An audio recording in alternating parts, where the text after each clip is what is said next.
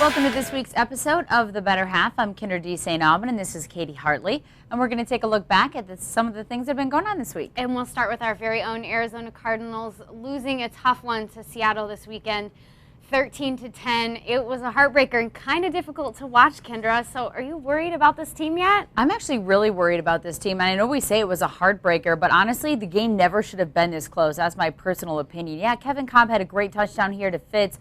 But overall, I'm really worried about his performance. A little bit inconsistent, not making all the plays that I think we were hoping that he would make. Now, give him a little bit more time, maybe. I know this is a new offense to him. How about him being new to starting, period? Yeah. I know that's something Coach Wizen has talked about as well. And my biggest takeaway from the game is I am so worried about these third downs. They simply cannot convert. They were 3 for 14 on third downs on Sunday, and they're 9 for 34.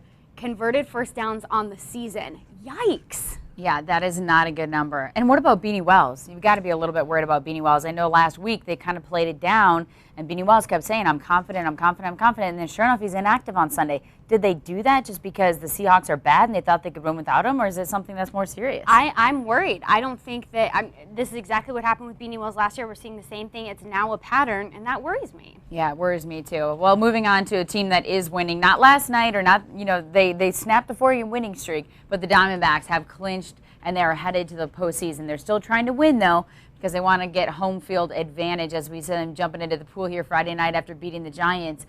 What do you think about the whole manager situation? Do you think it's important that Kirk Gibson has no managerial experience as far as the postseason, or do you think it doesn't matter and it's maybe up to the players? Well, I don't think it really matters all that much. I think here it's all about the players and what type of experience the players have.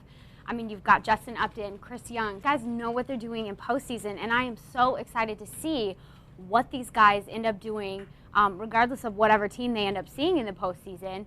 What about you? Well, I don't think it matters that Kirk Gibson does not have any managerial experience, because I think it's proven this season that whatever he's doing works, and he's got those guys drinking the Kool-Aid. They believe in what he does and how he does things. So I think, it doesn't matter, and it's more important of his experience as a player. Mm-hmm. He's been there, done that. He knows what it's like. He can tell these guys every day in the clubhouse after the game, win or lose. He's been there, done that, and I think that's going to help them the most. Well, a team that we're not going to see in the postseason is the Cincinnati Reds, but kind of a cute story that I read this weekend.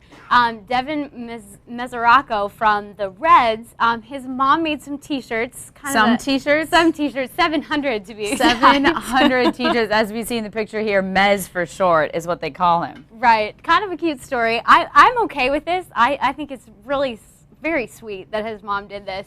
Devin actually found out on Facebook that his mom was going to be making these T-shirts to bring out to the game. Devin was called up last month in September. Hasn't exactly been playing very well. Went 0 for 4 that night that everybody wore the T-shirts. Kyndra, what do you think? Well, first of all, I think it's cute, and I think it was a good effort by the mom. But if my child specifically said, Mom, no T-shirts, then maybe I'd be a little upset if 700 people showed up with my T-shirt on. But he didn't feel quite as bad about it, because then he found out that when the people that were buying the T-shirts, people from his hometown, family members, whatever, the money was going to Make-A-Wish Foundation. So then it's like, how can you get mad about it? Yeah. So it would be kind of shocking having a few people show up in your T-shirt versus having 700. But too bad that he went 0 for 4. It didn't work for him. Well, Mom, if I ever get called up to the major leagues, I'm totally okay with you making T-shirts. It's totally fine with me. Well, we're out of time this week on The Better Half. Make sure you join us next week. Until then, follow her on Twitter at Kyndra620, and you can follow me at FunKaty620. We'll see you next week for another webisode of The Better Half.